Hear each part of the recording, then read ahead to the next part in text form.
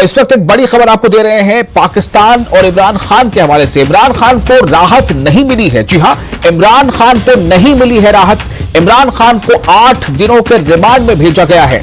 8 दिनों के रिमांड में भेजा गया है। नैब की रिमांड में भेजे गए हैं इमरान खान, पाकिस्तान के पूर्व प्रधानमंत्री। नैब यानी ये जो नैब की संस्था है, इसमें एक बड़ा सवाल यहाँ पे हो रहा है कि क्या इमरान खान के जो समर्थक अब हैं, ऐसा क्या समझा जाए कि वो अब ये प्रदर्शन जो उग्र होता जा रहा है उसे वो छोड़ देंगे।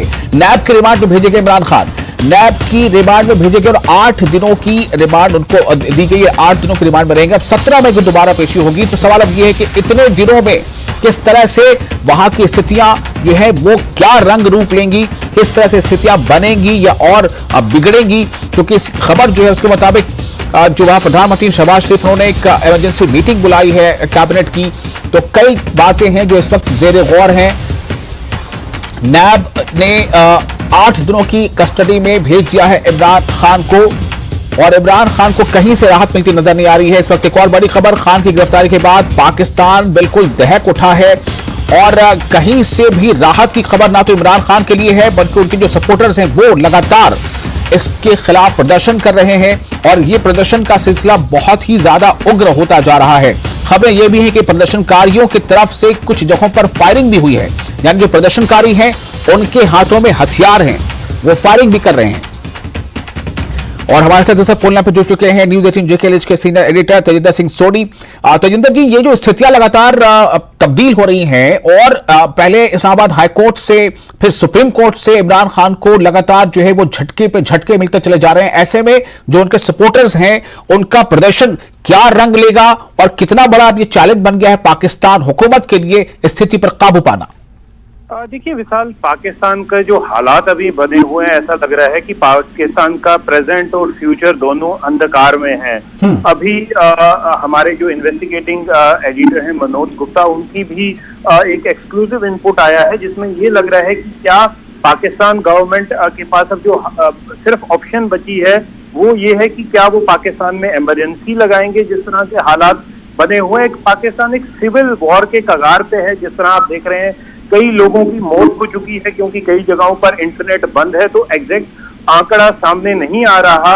एलिगेशंस लगा रहे हैं पीटीआई, जो पाकिस्तान तहरीक इंसाफ पार्टी है, कि लगभग 100 से ऊपर जो प्रदर्शन करता है, जो लोग प्रोटेस्ट कर रहे हैं, उनकी मौत हो चुकी है। कई हजार जो हैं वो इस जो क्रैकडाउन अभी लॉन्च किया है पाकिस्तान एडमिनिस्ट्रेशन ने, उसमें कई 100 से ज्यादा लोग जो है वो जख्मी हैं। और पूरे पाकिस्तान में हर एक जिले में, हर एक गांव में, हर एक शहर में प्रोटेस्ट का सिलसिला सामने नजर आ रहा है। कल हमने देखा कि कैसे लोगों ने पाकिस्तान आर्मी का जो हेडक्वार्टर है रावलपिंडी, उसे तक नहीं छोड़ा। तो अब क्या पाकिस्तान के पास सिर्फ यही ऑप्शन बची है कि इस जो केओस है, एनआरकी की सिचुएशन है, क्या पाकिस्तान वहां इमरजेंसी लगाएगा? क्या ये जो मुराद है पाकिस्तान आर्मी की वो पूरी होगी? क्योंकि आपने देखा होगा, अगर पाकिस्तान की आप हिस्ट्री उठा के देख लें तो कोई भी जो इलेक्टेड गवर्नमेंट है वो अपना पूरा टेन्योर नहीं कर पाई है। या तो वहां के जो ओवरथ्रो किया है, मार्शल लॉ लगा है, तो पाकिस्तान की क्या हिस्ट्री फिर से रिपीट होगी? तो ये एक बड़ा सवाल है, क्योंकि अभी जो फेडरल गवर्नमेंट है पाकिस्तान की वो इमरजेंसी डिक्लेयर करने का सोच रही है कि पाकिस्तान में लॉ एंड ऑर्डर जो है वो मेंटेन हो। एक स्पेशल मीटिंग जो है वो अभी प्राइम मिनिस्टर के ऑफिस में चल रही है।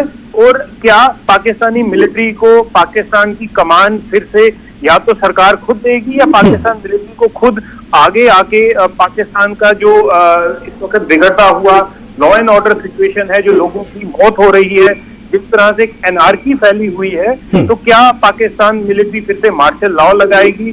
तो ये सारा अभी जो पूरे वर्ल्ड कम्युनिटी है, सबकी नजर पाकिस्तान पे लगी हुई है। कल हम पिछले कई दिनों से देख रहे हैं कि पहले एलिगेशन काउंटर एलिगेशन हो रही थी पाकिस्तानी प्राइम मिनिस्टर शहबाज शरीफ और इमरान खान के बीच, और कल हमने देखा किस तरह इमरान खान को अरेस्ट कर लिया गया जब वो इस्लामाबाद हाई कोर्ट में थे रेंजर्स द्वारा एक दूसरे केस में, जबकि उनकी हियरिंग तोशखाना केस में थी और उन्हें दूसरे केस में अरेस्ट कर लिया। तो कहीं ना कहीं पाकिस्तान जो है वो एनआरकी बिल्कुल सामने दिख रही है। पाकिस्तान में एनआरकी, अब ये एनआरकी किस तरफ जाएगी? क्या वहां पर फ्यूचर होगा पाकिस्तान का, बस वो देखना बाकी है जी। तेजिंदर जी, एक सवाल करना चाहूंगा, छोटा जवाब चाहता हूं। आपने अभी कहा कि क्या पाकिस्तान आर्मी की मुराद पूरी होगी, इसका क्या मतलब? देखिए, पाकिस्तान आर्मी जो है वो आपको पता है इक्तदार की हर बार जब भी पाकिस्तान में इस तरह के हालात बने हैं तो पाकिस्तान आर्मी ने इक्तदार को संभाला है, वहां पर पावर को संभाला है जी। पाकिस्तान आर्मी एक डिफेक्टो जो पाकिस्तान की जितनी भी पावर है वो सारी पाकिस्तान मिलिट्री के पास है। प्राइम मिनिस्टर सिर्फ वहां पर एक पपेट प्राइम मिनिस्टर रहते हैं। वो हमने हर एक, चाहे नवाज शरीफ हो, चाहे इमरान खान हो, चाहे शहबाज शरीफ हो, तो जो मेन पावर है वो पाकिस्तान आर्मी के पास ही रहती है। तो हर एक पाकिस्तान का जब भी कोई आर्मी चीफ होता है वो ये चाहता है कि जैसे जनरल जियाउल हक के टाइम पे या जनरल परवेज मुशर्रफ के टाइम पे जिस तरह से एब्सोल्यूट पावर जो थी सारी उनके पास थी, सारे बाकी जितने भी उनका जो कॉन्स्टिट्यूशन है उसको सस्पेंड कर दिया गया था, सारी पावर मिलिट्री के हवाले कर दी थी, चाहे वो फाइनेंसेस की हो, चाहे कोई भी एग्जीक्यूटिव की हो। तो वैसा ही पाकिस्तान आर्मी हमेशा से, जनरल परवेज मुशर्रफ का अगर आपको याद होगा वो आखिरी डिक्टेटर रहे हैं पाकिस्तान के अभी तक के। तो क्या अभी जो इनकम्बेंट पाकिस्तान के आर्मी चीफ हैं उनकी भी एक मुराद है कि वो भी अगले 10-12 साल तक पाकिस्तान पे हुकूमत करते रहें? तो हर एक पाकिस्तान आर्मी चीफ का ये सपना रहता है कि पाकिस्तान में मार्शल लॉ लगे और वो पाकिस्तान की सारी कमान। तेजिंदर जी, मैं आपको रोकना चाहूंगा जरा।